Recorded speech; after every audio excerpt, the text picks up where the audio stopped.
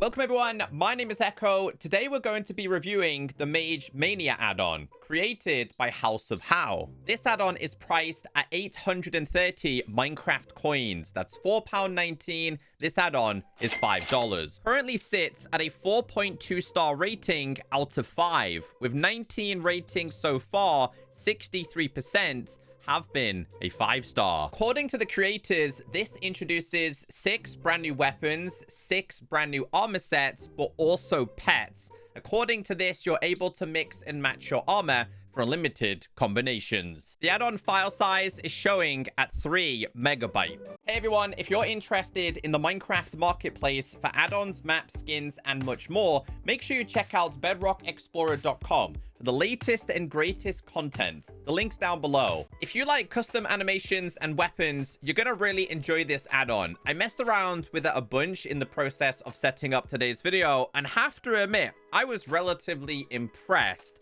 Now, once you have this installed in a new or pre-existing world, you'll be given the Magic Tome.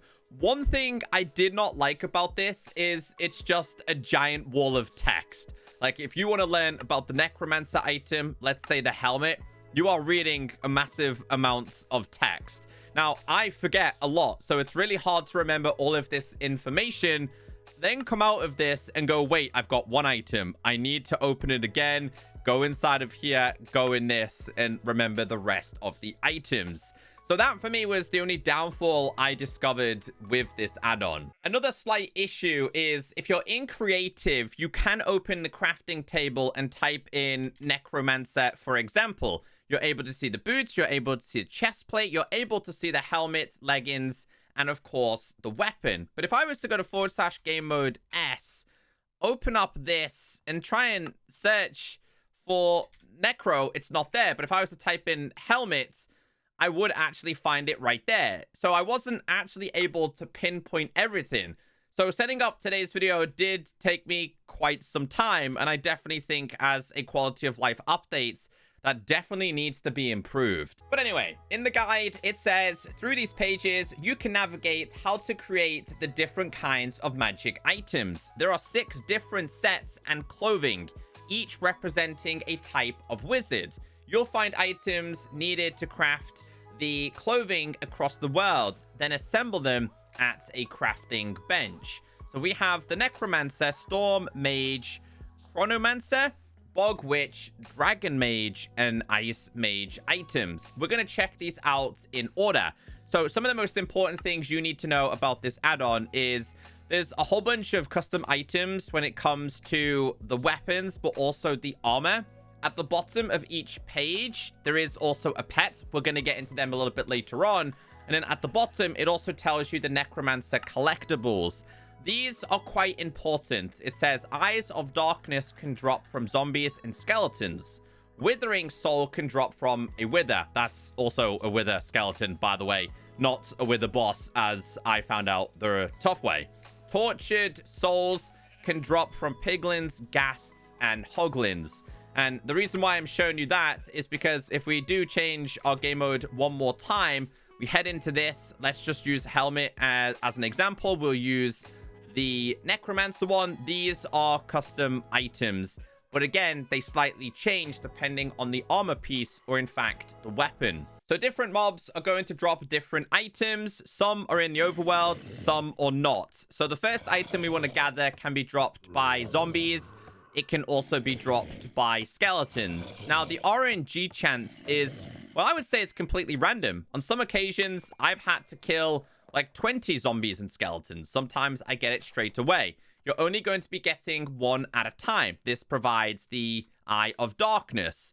Skeleton is also going to drop the same thing. I don't fully know the percentage chances and if they are or are not actually balanced, but you can see here on this occasion, it looks like the zombie was a much better chance. One thing I did notice is mobs that can drop typically more items give you less of a chance of actually getting that new item as a feature. So because this has bows, bones, arrows, it didn't seem to drop it that frequently. So For me, it did seem that the zombie was going to be the best choice for me. Another item that can be dropped is going to be from your Wither Skeleton. We got very lucky with this one. This dropped the Withering Soul. And piglins are also able to drop something, which does seem to be... Is that the same? Do we have the same? Okay, so we have 3 separate items here. Eye of Darkness, Withering Soul, and the Tortured Soul. These are all going to be needed for the Necromancer-based armor and weapons. I won't go through all of the crafting recipes because, again, you can use the crafting table or you can read it inside of this book. But I'll give you a basic example here. So we're going to start with all of the armor pieces here. This is everything you're going to need, including the actual diamond boots and stuff like that. So if we open up this, tap on craftable, you can see here we're able to make the Necromancer boots, Necromancer chest plates, the helmet, and also the leggings. So this, again, it can be quite expensive to do. This is what it's going to look like. And I will give credit to the creators here. I think in terms of the armors, this is one of the best armor sets I've actually seen in any type of add-on. Now, one more really, really cool feature about this is if you hover over it, it tells you exactly what it can do. So it says here, Unholy Aura drains life force. It says Unbreathing, breathe underwater, Cold Flesh resistance, Dark Feast, darkness feeds you while the sun drains you. So I would have to go ahead and... So apparently this is meant to drain me during the daytime. Interesting. But I think the more pieces you have on, the stronger you actually become.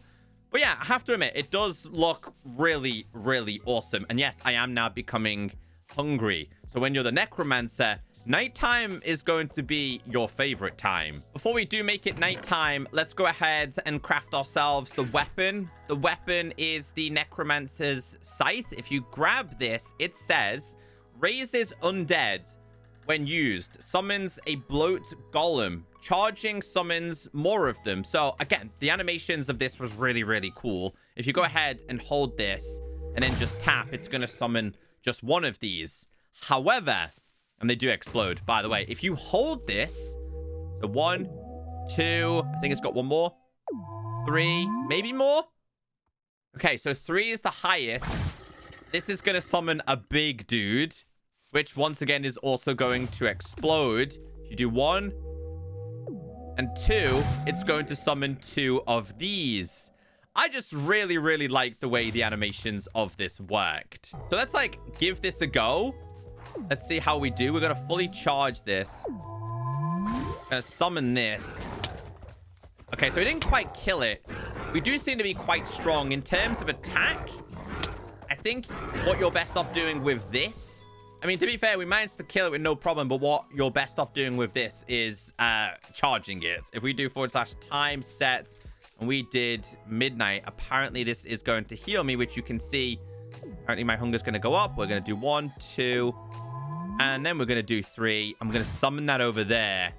Any of the undead will be yeeted away. I did see one comment saying they were just a little bit disappointed in the weapon's strengths in terms of their special abilities. They feel like they should have been a little bit stronger. The next one is going to be the Storm Mage items. The special item can be obtained when you kill something like a creeper. There is other mobs you're able to kill, but this was just a basic example. And I'll be honest with you, I feel like this was probably my favorite one. It looks so awesome. If you hover over this, it says at 4, which I'm guessing it means 4 items. Spawns a tornado when hit. You attack much faster with haste. And then this is Thunder Strike, which once again can be held down. So if I was to summon another Ravager here, let's see what happens. Need him to attack me. Apparently it's meant to summon some form of tornado here. Oh, there we go. There we go. Hold on. 1, 2. Okay, he's still chasing me. I think this might well have a third one as well. See if we can do this. 1, 2. One more. 3. It's still not killing them, but this managed to change the actual weather. To be fair, that kind of doesn't work against something like this. Also, in the third-person perspective, it doesn't actually show you doing the special attacks. It just kind of moves ever so slightly at best. What else can we hit round here? Sorry, Panda. The next one can be obtained by killing Enderman. This is going to drop an item called Time Fracture, and that's this armor right here. This also has a really cool special ability. So this, in terms of the weapons itself, enemies nearby are slow. It says speedy, move faster, immune to slowness as well. We also have this, Time Rift. When evoked, a mystical bubble warps time itself. Foes within are slowed to a crawl, while beasts and plants rapidly age and grow. So, we have some crops over here, right? If I was to go ahead and hold this down, I think if we do it all the way, so let's do one more time, and then we let go of this, anything within this radius is going to grow really, really fast. And I just thought this was a really cool concept. Anything baby will grow fast. So if I was to, once again, summon a Ravager, this can be slowed down by this. Hold on. Hold on. Mobs that get too close are slowed down. I believe anything within this radius are meant to be, like, put down to a crawl. I had strength, so I was able to punch it in one, to be fair. If I kind of feel like it's some kind of gauntlet. I don't have anything in terms of babies to grow, but you can actually see that Mr. Villager over there is absolutely made up because his crops are growing incredibly fast. So this one featured frogs. I think it was a witch, and I think it was also something else. If you go ahead and kill these, a special item is also able to drop. But again, it's pure and simply RNG. This one is going to be a strange mushroom, and this is going to be for the Bog Witch armor, items, whatever you want to call it. Let's get this equipped. Place this down. We have the Bog Witch wand. So full set of armors. Okay, let's put this on. So at 1, you end up with a poison nearby enemy's ability. It says poison lethality increases with each piece. Toxic immunity, immune to poison. Fungus, mushrooms grow while still. Okay, I want to do / summon a witch here. Apparently, I'm now immune to any form of poison ability here. In fact, you just did it to yourself, didn't you? She's gonna end up killing herself. Let's try this one. I actually don't know what this does, but we're gonna find out. At full charge. One more time. Is that it? That's it. I don't know what this does. According to this, when used, transforms target into a frog. It did not transform her into a frog, though. Let's try this. One more time. All right. There we go. There we go. They actually do get transformed into a frog. I wonder if this could work for, like, your friends, too. One more time. Does this work? It didn't work on him. I think... Oh, okay, so it's only for a limited time. Only for a limited time here. Okay, so this poisons nearby enemies. Let's summon a Ravager, then. Apparently, this is meant to poison these guys. There you go. There's the poison. Takes a little bit of time for that to kick in, though.